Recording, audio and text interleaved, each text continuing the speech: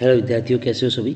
आज हम बात करेंगे 11वीं क्लास के सबसे महत्वपूर्ण क्वेश्चंस पर। भौतिक विज्ञान शुरू करते हैं क्वेश्चन। सबसे पहले पहला चैप्टर मात्रक और मापन। यहाँ से जो क्वेश्चंस है सारे एग्जाम्स में बार बार पूछे जाते हैं, चाहे हाफ ईयरली हो चाहे ईयरली हो। पहला क्वेश्चन देखिए, मूल भौतिक राशियाँ कौन कौन सी है और उनके मात्रक लिखिए। आपको पता होना चाहिए मूल भौतिक राशियाँ 7 है और उनके आपको मात्रक भी याद करने, जैसे कि लंबाई का एल है, समय का सेकेंड है, इस प्रकार के ये क्वेश्चन आपके बार बार पूछा जाता है। मात्रक और विमाएँ लिखिए। देखो आपके काफ़ी भौतिक राशियाँ है, जैसे कार्य, आवेग, शक्ति, गुरुत्वीय नियतांक, दाब, बल, आघूर्ण, संवेग, ये मैंने थोड़े इंपॉर्टेंट छांट के रखे। इसके अलावा भी आपको रिलेटेड जो है मात्रक और विमा आने चाहिए। ठीक है, सार्थक अंक बताने। तो थर्ड क्वेश्चन में सार्थक अंक देखिए, सार्थक अंक है ना, फर्स्ट क्वेश्चन जैसे है ना, तो आगे के जो पॉइंट के आगे बाद जो जीरो होते हैं ना उनको काउंट नहीं करते हैं। तो पहले का आंसर 1 हो जाएगा, ठीक है, दूसरे का आंसर 2 हो जाएगा, तीसरे का आंसर है ना पीछे वाले पॉइंट के पीछे जीरो होते हैं उनको काउंट करते हैं, तो तीसरे का आंसर 4 हो जाएगा, चौथे का आंसर 2 हो जाएगा, पाँचवें का आंसर, इस प्रकार आप कीजिए ना। बहुत अच्छे क्वेश्चन है, 3 हो जाएगा और छठे का आपके हो जाएगा, इसमें पीछे के जीरो काउंट नहीं होते तो 4 हो जाएगा। आप ये क्वेश्चंस कीजिए, अच्छे क्वेश्चंस हैं। ठीक है, 2 विमाहीन और मात्रकहीन राशियों के नाम बताइए। ठीक है, ऐसी राशियाँ जो विमाहीन है और मात्रकहीन है, इसमें आपके आ जाएगा, एक तो कौन आ जाएगा, है ना, कौन विमाहीन राशि होती है। फिर आपका यहाँ पर आ सकता है विकृति आ सकती है, जिनके मात्रक नहीं होते। फिर आपके अपवर्तनांक आ सकता है। ठीक है, इस प्रकार के आंसर्स आ सकते हैं। चलिए मैं थोड़ा फास्ट में बताऊंगा, शॉर्ट में आपको क्वेश्चंस इंपॉर्टेंट प्रोवाइड करवा रहा हूँ। मेरे से जहाँ तक होगा छोटे मोटे क्वेश्चंस के आंसर भी आपको करने में मदद करूँगा। ठीक है, ये देखिए इक्वेशन है, इसकी विमीय दृष्टि से जाँच करनी है। क्या होता है विमीय दृष्टि? विमीय दृष्टि में क्या होता है कि आपको इस तरफ हाफ mv² की जो भी विमाएँ हैं वो लिखनी है और इस तरफ mgh की विमाएँ लिखनी है, और दोनों की विमा फाइनली सेम आ जाएगी तो हम कहेंगे कि ये फॉर्मूला सत्य है, और बिल्कुल सत्य है। आप कीजिए, देखो ये गतिज ऊर्जा है और स्थितिज ऊर्जा है, तो ऊर्जा ही, तो दोनों की विमा सेम ही आएगी। ठीक है, ये अच्छे क्वेश्चन है, यहाँ से क्वेश्चंस बनते हैं। एक सरल लोलक का दोलन काल, ठीक है, टी जो है उसका आपको फॉर्मूला डिराइव करना है, जो कि एल, एम और गुरुत्वीय त्वरण जी पर निर्भर करता है। इसका आपको फॉर्मूला डिराइव करना है, आपको प्रयोग करना है फिर से विमीय विधि का। 1 जूल में कितने अर्घ होते हैं? अच्छा क्वेश्चन है, आपको पता होना चाहिए। 1 जूल में 10⁻7 अर्घ होते हैं। ठीक है, कितने होते हैं? 10⁻7 अर्घ। ये वाला बिल्कुल अच्छा रिलेशन है, आप याद रखें। फिर एक और है, 1 न्यूटन। 1 न्यूटन में क्या होता है? 10⁵ डाइन। और ये आपके एसआई पद्धति और सीजीएस पद्धति में मात्रकों के बीच एक संबंध दिया गया है। ठीक है, चलिए आगे देखते हैं। इसके आगे वृत्ताकार पथ में घूम रहे कण पर लगने वाला जो बल है वो किस किस पर निर्भर करता है? ये एग्जाम अर्धवार्षिक और वार्षिक दोनों ही सबसे इम्पोर्टेंट क्वेश्चन है। लास्ट तक वीडियो में बने रहिए, मैं सारे ही चैप्टर के आपको सबसे महत्वपूर्ण क्वेश्चंस बता दूंगा। ठीक है, सरल रेखा में किस प्रकार से गति होती है उसमें देखिए पहला क्वेश्चन, ये तो आएगा ही आएगा, जिनमें राइट लगे हुए ना वो तो निश्चित रूप से आते हैं। तीनों जो समीकरण है गति के, बताइए क्या है? v बराबर u plus A T, v बराबर u plus A T first equation कहलाती है। और सेकंड समीकरण क्या होती है? सेकंड समीकरण आपकी होती है s बराबर U T plus half A T square. और थर्ड जो इक्वेशन होती है वो होती है आपके v स्क्वायर बराबर u स्क्वायर प्लस 2as। अब ये जो गति के 3 समीकरण हैं इनको ग्राफीय विधि से भी हल करना है और कलन विधि द्वारा भी हल करना है। तो बहुत इंपॉर्टेंट ये भी पूछा जाता है, ये वाला भी पूछा जाता है, बहुत अच्छा है। इसमें nवें सेकंड में दूरी बतानी है, तो यहाँ पर कुछ इस प्रकार से फॉर्मूला लगेगा। जो nवें सेकंड में दूरी निकालेंगे तो उसको s बोलेंगे, वो sn का फॉर्मूला लगाएंगे और -sn-1 ये आपका इनके फॉर्मूलों के द्वारा सॉल्व करेंगे, कोशिश करना आप हो जाएगा। ठीक है, आपको समय और स्थिति के बीच ग्राफ पता होना चाहिए। ठीक है, समय स्थिति का मतलब क्या होता है? यहाँ पर टी ले लो और यहाँ पर विस्थापन ले लो। इसके किस किस प्रकार से ग्राफ बनते हैं? समय के साथ विस्थापन बढ़ता है या घटता है, या इस प्रकार के आपको ग्राफ देखने हैं। समय के साथ विस्थापन नहीं हो रहा है, इस टाइप के आपको ग्राफ देखने हैं। ठीक है, ये आपको देखिए निर्भरता दे रखी है, आपको v दिया हुआ है और आपको फिर पूछा जा रहा है, स्थिति पूछी जा रही है। तो पता है v इज इक्वल टू क्या होता है, dx बटा dt। अब आपको dx में से x निकालना है तो आपको क्या करना पड़ेगा, इंटीग्रेशन करना पड़ेगा, उसके प्रयोग द्वारा होगा। यहाँ पे मैंने दोनों क्वेश्चन दिए, इसमें इंटीग्रेशन लगेगा और 6 क्वेश्चन में आपके डिफ्रेंशिएशन करना पड़ेगा। देखिए 6 में क्या होगा, 6 में क्या x दिया हुआ है तो आपको v निकालना है, तो v निकालने के लिए क्या करना पड़ेगा, dx अपॉन dt यानी डिफ्रेंशिएशन करना पड़ेगा। तो आप कीजिए इन क्वेश्चंस को, अच्छे क्वेश्चन है ये, यहाँ से निश्चित रूप से एग्जाम में बहुत ज़्यादा हेल्प मिलेगी आपको। वीडियो में लास्ट तक बने रहिए, अपने ज़्यादा से ज़्यादा दोस्तों तक इन वीडियो को शेयर कीजिए। गति में समतल में गति, एकांक सदिश किसे कहते हैं आपको पता है, ऐसे सदिश जिसका परिमाण क्या हो, एक हो, उसको बोलते हैं। अब आपको एकांक सदिश निकालना है वेक्टर, तो सॉरी ए कैप कहते हैं इसको, एकांक सदिश को क्या कहते हैं, ए कैप कहते हैं। और ए कैप निकालने के लिए क्या करना पड़ता है आपको, ए कैप निकालने के लिए आपको ए वेक्टर और साथ में ए मोड, ये चीज़ करना पड़ता है। इसमें से भी आप ऐसे कर सकते हो, ये मोड निकालने के लिए जो भी आई का कोफिशिएंट होता है ना उसका स्क्वायर कर देते हैं, जो भी जे का कोफिशिएंट होता है उसका भी स्क्वायर कर देते हैं, और जो भी के का कोफिशिएंट होता है उसका भी स्क्वायर कर देते हैं। इस प्रकार से आपका मोड निकल जाता है। चलिए आगे, ये आपका देखिए दूसरा क्वेश्चन अच्छा, समांतर चतुर्भुज का नियम और आवश्यक चित्र बनाना है, परिणामी सदिश r और थीटा निकालना है। ये आपको मैं इंपॉर्टेंट रिजल्ट निकाल देता हूँ कि क्या आता है। आपको पता है परिणामी तो क्या आता है, r इज इक्वल टू, अगर आप दो सदिश लेते हो p और q, तो p square plus q square plus 2pq cos theta, ये आपका परिणामी सदिश मिलता है। इसके विभिन्न सारे केस भी है, थीटा आप चेंज करते रहोगे तो नए नए केस आपको मिल जाएंगे। फिर इसके बाद आपको इसका कोण पूछे, कोण तो वैसे थीटा आएगा, आपको टेन थीटा बता सकते हैं, या थीटा बराबर आ जाएगा टेन इनवर्स और फिर आ जाएगा Q sine theta upon P plus Q cos theta. तो इस प्रकार का आपका व्यंजक प्राप्त होगा। ये आप डेरिवेशन कीजिए, अच्छे क्वेश्चन है। प्रक्षेपी गति सबसे इंपॉर्टेंट क्वेश्चन, प्रक्षेपी का पथ परवलयाकार होता है, उसके लिए एक इक्वेशन आती है परवलय की, वो पढ़नी है। और यहाँ पर क्षैतिज परास, ऊंचाई और उड़ान 100% आने वाला सवाल, आप पेपर के बाद यहाँ पर कमेंट कर सकते हो ये क्वेश्चन आया या नहीं। निश्चित रूप से आएगा। आपको पता है जब किसी वस्तु को किसी एंगल बनाकर फेंका जाता है तो इसको बोलते हैं प्रक्षेपी पथ, और इससे हमें बहुत सारे रिजल्ट प्राप्त होते हैं। जो सबसे लंबी दूरी तय करते हैं उसको बोलते हैं आर, हाईएस्ट ऊंचाई को बोलते हैं एच, और ये जो टाइम लगता है उसको बोलते हैं उड़ान काल। ठीक है, इनके अलग अलग आंसर्स आते हैं, रिजल्ट आते हैं, इंपॉर्टेंट रिजल्ट है, जो कि रिजल्ट आपको ऑब्जेक्टिव में भी दिख जाएंगे और क्वेश्चंस में भी दिख जाएंगे। देखिए रेंज जो है उसका फॉर्मूला था R U square sine 2 theta upon g, ये आर का व्यंजक प्राप्त होता है। अधिकतम ऊंचाई एच की बात करें तो you square sine square theta बटा 2g प्राप्त होता है। और फिर आपकी बात करें अगर उड़ान काल टी की, तो टी बराबर क्या होता है 2u साइन थीटा अपॉन जी। आप इनके डेरिवेशन पढ़े, बहुत अच्छे क्वेश्चंस हैं, यहाँ से निश्चित रूप से क्वेश्चन आएगा। और इसकी विभिन्न स्थितियाँ भी आती है जिसमें से आपके वो नेक्स्ट क्वेश्चन मैंने दे रखे हैं। ठीक है, हाँ। और फिर आपका पूछा गया है, ये तो आपका आना ही आना है चौथा क्वेश्चन, तो समतल वृत्ताकार पथ पर एक समान चाल से गति कर रहे कण के लिए त्वरण का व्यंजक, तो इसका त्वरण का व्यंजक आपको ए बराबर वी स्क्वायर अपॉन आर प्राप्त होगा। आप डिराइव करें, इन क्वेश्चंस को अच्छे से करें, अच्छे डेरिवेशन से निश्चित रूप से आते हैं। ये देखिए, ये वही क्वेश्चन है अभी पूछे थे जो परास, आपको अगर अधिक लंबाई पर आपको अधिक लंबाई तय करनी है, यहाँ पर अधिक परास तय करनी है, तो आप थीटा 45 रखेंगे तो सबसे लंबी दूरी पे जाके बॉल गिरेगी, जिस प्रकार से आपके भाला और फेंका जाता है। और इसी प्रकार आपको अगर ऊंचाई पर फेंकना है तो आप 90 डिग्री पे फेंकोगे तो सबसे ऊंची वस्तु जाएगी। ये अच्छे क्वेश्चन से आते हैं बिल्कुल। प्रकृति के मूल बल कौन कौन से हैं? मूल बल 4 होते हैं, गुरुत्वीय बल होता है, विद्युत चुंबकीय बल होता है, प्रबल नाभिकीय बल होता है और दुर्बल नाभिकीय बल होता है। ठीक है, गति के तीनों नियम पढ़ने हैं आपको, उनके दो उदाहरण देने हैं।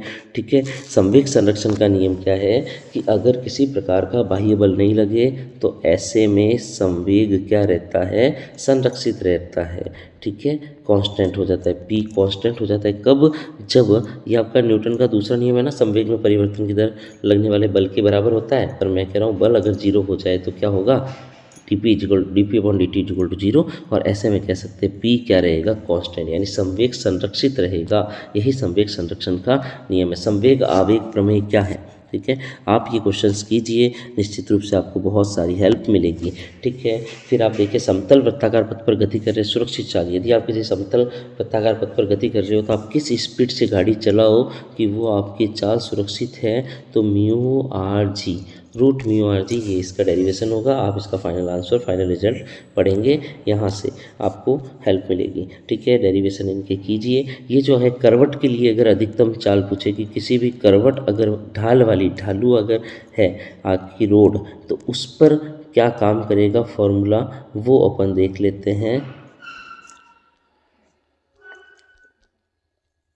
ठीक है, V maximum is equal to root R G tan theta plus mu upon 1 minus mu tan theta. तो ये फॉर्मूला आपको डिराइव करना है। मैं आपको बताता ताकि आपको पता चले कि डेरिवेशन कौन से है वो पढ़ना है। ठीक है, घर्षण किसे कहते हैं, एक प्रकार का विरोधी बल है जो बाह्य बल के विरुद्ध कार्य करता है। और गति कम करने के उपाय आपको बिल्कुल पता है, घर्षण कम करने के उपाय रोलिंग का प्रयोग किया जा सकता है, ग्रीस का प्रयोग, ये सब प्रयोग किया जा सकता है। चैप्टर नंबर 5 की बात करते हैं। एफ और डी दिए हुए हैं, इनके बीच कौन निकालना है, तो आप है तो वो होता है आपका cos theta is equal to F vector dot D vector upon F vector और डी वेक्टर। ठीक है, इन दोनों वेक्टर का ऊपर अदिश गुणा कर लीजिए और नीचे दोनों वेक्टर का क्या ले लीजिए, मॉड ले लीजिए, यानी परिमाण ले लीजिए और उनका भी मल्टीप्लाई कर दीजिए। इस प्रकार से आपका क्या आ जाएगा, cos थीटा आ जाएगा। और फिर अगर प्रक्षेप पूछा जाता है, प्रक्षेप पूछे तो क्या करते हैं, देखिए प्रक्षेप किस पर पूछा जाता है, देखना एफ का डी पर है ना, तो ऊपर तो आपको एफ डी करना है, पर तो आपको एफ डी करना है, और डी पर है तो नीचे आपको डी का मॉड लेना है। ये प्रक्षेप निकालने का फॉर्मूला है। ठीक है, चलिए, कार्य ऊर्जा प्रमेय क्या अच्छा है, यानी गतिज ऊर्जा में परिवर्तन जो होता है वो कार्य के बराबर होता है। गतिज ऊर्जा में परिवर्तन कैसे, के फाइनल माइनस के इनर्शियल बराबर कार्य। ठीक है, ये आपका कार्य ऊर्जा प्रमेय है, इसको आप और अच्छे से पढ़िए। फिर कहता है यांत्रिक ऊर्जा संरक्षण क्या है, किसी भी क्षण जो कुल ऊर्जा होती है, यानी कि गतिज ऊर्जा और स्थितिज ऊर्जा, उसका जो योग होता है, ये आपका गतिज ऊर्जा और ये आपका स्थितिज ऊर्जा, ये मिलकर कुल बनती है कुल ऊर्जा। तो वो जो होती है वो किसी भी क्षण क्या रहती है, कांस्टेंट रहती है। ठीक है, इसका एक प्रैक्टिकल है, वो क्वेश्चन है जो प्रैक्टिकल बेस वो आपको करना है। ठीक है, फिर आपका है समान सीधी टक्कर। ठीक है, देखिए जब वो सीधी टक्कर होती है और दोनों के कणों के वेग कण हैं, ये इस प्रकार से टक्कर करते हैं और कणों के द्रव्यमान है ना समान है, तो ऐसे में क्या होता है कि टक्कर के बाद क्या होते हैं, इनके वेग परस्पर बदल जाते हैं। कैसे, अगर इसका वन u1 है, इसका u2 है, तो टक्कर के बाद जो इसका होगा वो v2 वाला अगर आप ये वाला है ना, ये वाला जो होगा वो इस दूसरे वाले को ट्रांसफ़र कर देगा, ये वाला पहले वाले को ट्रांसफ़र। तो आप कह सकते हो u1 v2 में बदल जाएगा और u2 v1 में बदल जाएगा। ठीक है, क्या हो जाएगा, दोनों आपस में वेगों को ट्रांसफ़र कर देंगे। ये आपको प्रूव करके दिखाना है। इसके लिए आपको पहले पूरा डेरिवेशन करना पड़ेगा, फिर स्पेशल केस लगाना पड़ेगा, आपका आंसर आ जाएगा। ठीक है, प्रत्यास्थ और अप्रत्यास्थ कणों के टक्कर को समझाइए। देखिए प्रत्यास्थ टक्कर में क्या होता है, गतिज ऊर्जा संरक्षित रहती है और साथ में ऊर्जा संरक्षण नियम भी कार्य करता है, संवेग संरक्षण नियम भी कार्य करता है। जबकि अप्रत्यास्थ जो टक्कर होती है ना, उसमें गतिज ऊर्जा संरक्षित नहीं रहती है और उसमें कई बार टक्कर के बाद दोनों पार्टिकल चिपक जाते हैं और साथ साथ गति करने लगते हैं। तो पढ़ना, इनके डेरिवेशंस को अच्छे से पढ़ो। ये भी अच्छा क्वेश्चन है, चौथा और पाँचवा इनमें से भी आते हैं। 1 किलोवाट आवर में क्या होते हैं, ये आपने पढ़ा है, 10th क्लास में भी था। 1 kilowatt hour is equal to 3.6 into 10⁶ joule. ठीक है, एक प्रकार की विद्युत ऊर्जा है ये। चलिए, एम द्रव्यमान का कण का संवेग पी है, गतिज ऊर्जा में संबंध। ठीक है, देखो के और गतिज ऊर्जा में संबंध, के बराबर पी स्क्वायर बटा 2m। ये आपको रिलेशन याद करना, बार बार पूछे जाने वाला रिलेशन है। स्प्रिंग नियतांक का मात्र बताइए, आपको अगर फॉर्मूला पता होगा तो कहीं से भी निकाल दोगे। ठीक है, स्प्रिंग नियतांक का मात्रक जिसे के कहते हैं, ये काफ़ी जगह काम में आता है। ठीक है, अगर आपको फॉर्मूला आएगा तो आप क्वेश्चन कर सकते हो। ये देखिए u इक्वल टू -12 kx² होता है ना, ये आपके स्प्रिंग द्वारा स्थितिज ऊर्जा जो कलेक्ट की जाती है उसका फॉर्मूला, यहाँ से k का फॉर्मूला आप निकाल दीजिए। ठीक है, u एनर्जी जूल में, और जूल और इन दोनों इसको नीचे भेज दीजिए, जूल पर मीटर स्क्वायर या फिर न्यूटन पर मीटर भी कह सकते हैं। ठीक है, प्रत्यानयन बल, जब आप किसी स्प्रिंग को जब जैसे आप बताइए किसी दृढ़ स्पेस से कोई स्प्रिंग है, ठीक है, यहाँ है, यहाँ तक आपने उसको खींचा तो वो वापस अपनी प्रारंभिक अवस्था में, संतुलित अवस्था में आने का प्रयास करता है, तो एक बल लगाता है, उसको बोलते हैं प्रत्यानयन बल, जो कि हमारे द्वारा लगाए गए बल के विरुद्ध अपोजिट दिशा में वर्क करता है। स्प्रिंग की स्थिर ऊर्जा मैंने बताई थी अभी। क्वेश्चन नंबर चैप्टर नंबर 6, द्रव्यमान केंद्र किसे कहते हैं? ठीक है, वह बिंदु जहाँ पर संपूर्ण जो पदार्थ होता है उसका द्रव्यमान को केंद्रित माना जा सकता है, उसको द्रव्यमान केंद्र कहते हैं। और त्रिभुज का द्रव्यमान केंद्र कहाँ माना जा सकता है? समरूप से तरीके से वितरित हो तो ये माध्यिका खींचनी पड़ेगी, माध्यिका खींचनी पड़ेगी, माध्यिका, तीनों माध्यिका होगा जो संगामी बिंदु होगा जिसको केंद्र भी कहा जाता है।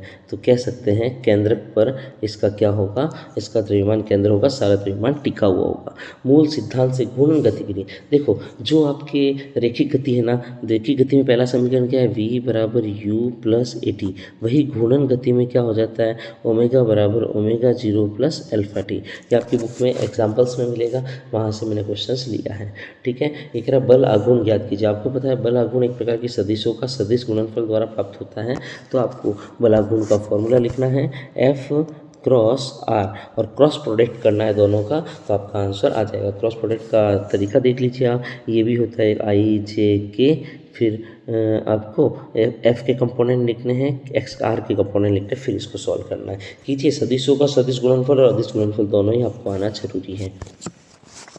फिर देखिए कुछ इंपॉर्टेंट रिलेशन पूछे गए हैं, ये भी क्वेश्चन एग्जाम में घूम घूम कर पीछे जाते हैं। जो कोणीय संवेग होता है वो जड़त्व आघूर्ण और कोणीय वेग के साथ किस प्रकार से संबंधित होता है, और साथ में जो बल आघूर्ण होता है वो भी जड़त्व आघूर्ण और कोणीय संवेग के साथ किस प्रकार से संबंधित होता है।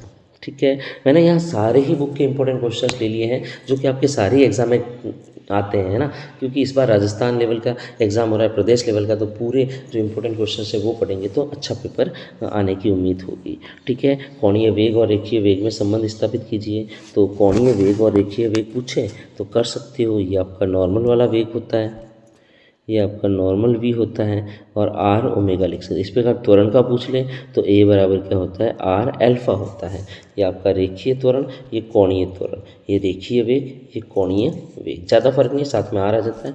ठीक है, चलिए ग्रेविटी के बारे में 7th चैप्टर पढ़ते हैं। केपलर के 3 नियम है, सभी जने अच्छे से पढ़े, ये क्वेश्चन भी पूछा जाएगा, एक नियम तो पूछा ही जाएगा। केपलर्स के 3 नियम है ग्रह गतिकी के, उसमें से पहला नियम को कहते हैं कक्षीय का, कक्षाओं से संबंधित नियम, दूसरा क्षेत्रफलों से संबंधित नियम, और तीसरा आवर्तकाल से संबंधित नियम। उसने केपलर ने इस प्रकार से इलिप्स मानते हुए दीर्घवृत्त मान के जो कल्पनाएं की थी। ठीक है, चलिए गुरुत्वीय त्वरण के मान ऊंचाई जाने के साथ साथ घटता है, नीचे जाने के साथ साथ गहराई पे जाने के साथ साथ भी घटता है। साइंस है वो एक्सपेरिमेंट के थ्रू या रिजल्ट के थ्रू बताई जाती है। तो प्रैक्टिकल करके बताया गया कि जो ऊंचाई पे जाने पर किस प्रकार से हो जाता है, G1 minus 2h upon R, ये डेरिवेशन है। इसको आप जब सॉल्व करते हो, इससे आइडिया लगाते हो तो पता चलता है ऊंचाई जाने पर गुरुत्वीय त्वरण का मान नॉर्मल गुरुत्वीय त्वरण से कम हो जाता है। इसी प्रकार गहराई पे जाने पे क्या होता है, तो G अगर डीप में चले जाए, डी लिख दीजिए, एच भी लिखे तो कोई गलत नहीं होता है, डीप में चली जाइए तो G क्या हो जाएगा आपका, इस प्रकार से हो जाएगा।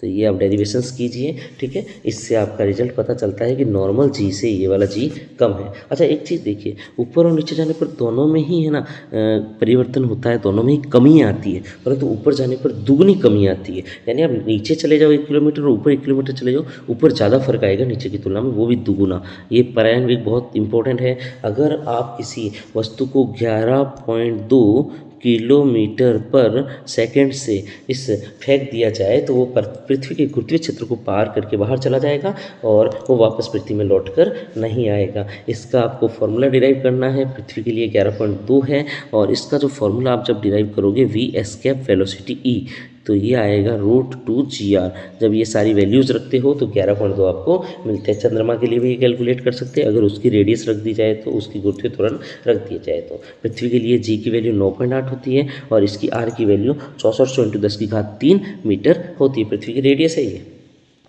चलिए, गुरुत्वाकर्षण का सार्वत्रिक नियम आप सभी को आना चाहिए। ठीक है, कि जो फोर्स होता है, गुरुत्वीय फोर्स जो होता है G m1 m2 upon r square आता है, और ये G होता है, ये आपके कांस्टेंट एक प्रकार का 6.67 ×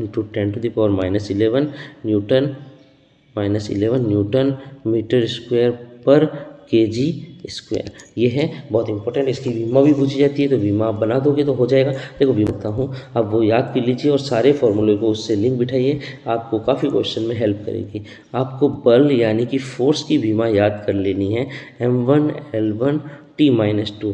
और क्यों? क्योंकि मोस्टली जो फॉर्मूले वो बल के इर्द गिर्द है, तो आप इसमें थोड़ा जोड़ दीजिए, घटा दीजिए, तो आपके है ना अन्य जो विमाएँ हैं वो मिल जाएगी आपको।